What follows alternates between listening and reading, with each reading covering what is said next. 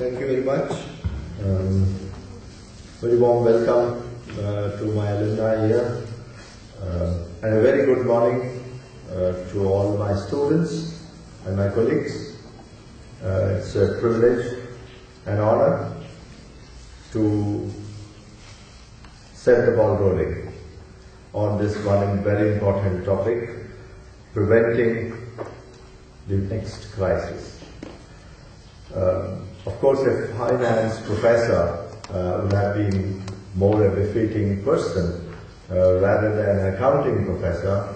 An accounting professor will be more interested in understanding post facto, whereas a finance professor should understand what is going to happen for the future. But it gives me immense pleasure for one of the most important reasons that three of the panelists here are from Exide.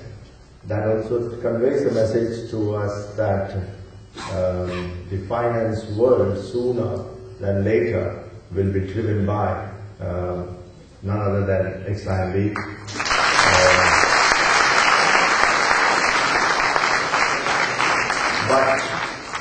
But I'm also worried that will this group of XIMBs of future will lead to some crisis.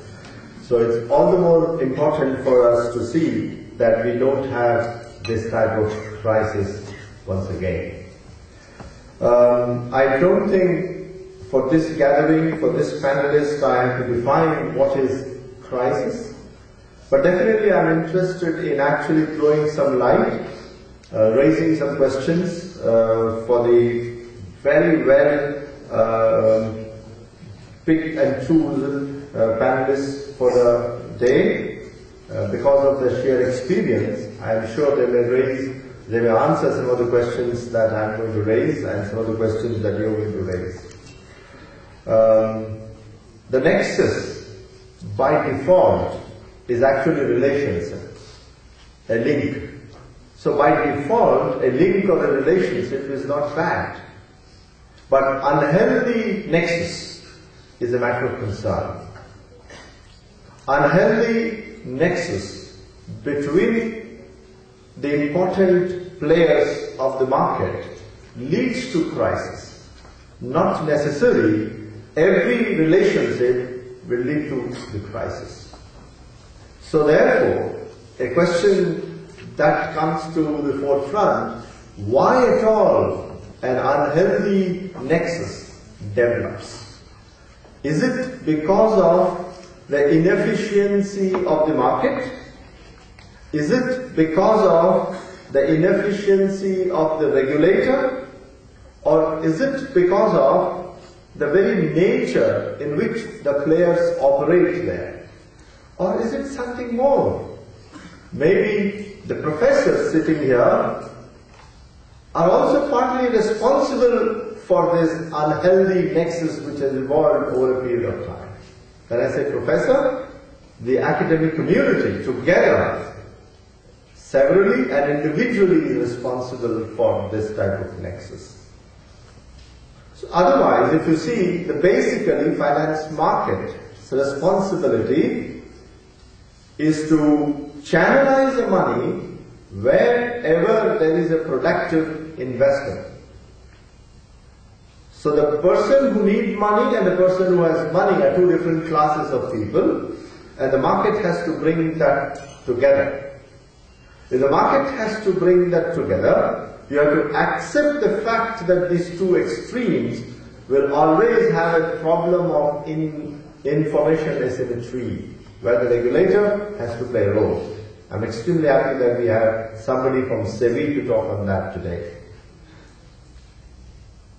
Because of this asymmetry of information, right from the beginning of the initiation of the project to the execution of the project, continuation of the project, there is this problem which finance professors often teach in the class, is a problem of adverse selection, and the problem of moral hazard is always there. So is the financial crisis a result of adverse selection and moral hazard? If yes, is not the last decades of experience not enabled us to address this problem of moral hazard and adverse selection?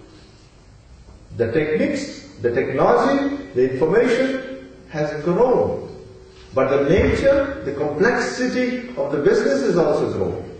In the same way, the crisis creation has also, the ability to create crisis has also grown. They say often, I often say in my class, when a man comes out with a better mouse trap, mouse comes out with a better way to come out of it. So is it a Tom and Jerry's game happening there? Whose interests are we serving? I just want to put 3 points on that. The nexus between the shareholders and the management, which was actually one of our themes for today's presentation also, or for this conclave also. The limitation of shareholders' value is the obsession of the management, is the obsession of the finance givers, which most of them are sitting here, is the obsession of maximization of shareholders' wealth is responsible for financial crisis?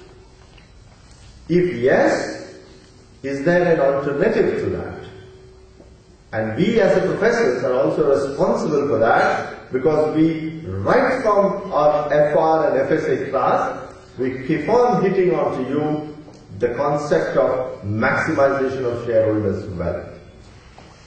So if maximization of shareholders' wealth leading to the financial crisis, which in my personal understanding to a large extent yes, but I'll be very happy to learn and listen the views of the speakers here, is the obsession with the shareholders' wealth is the reason for the financial crisis.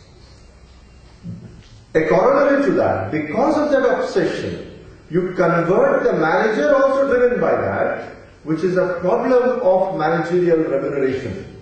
Why is a manager behaving like that? Misreporting,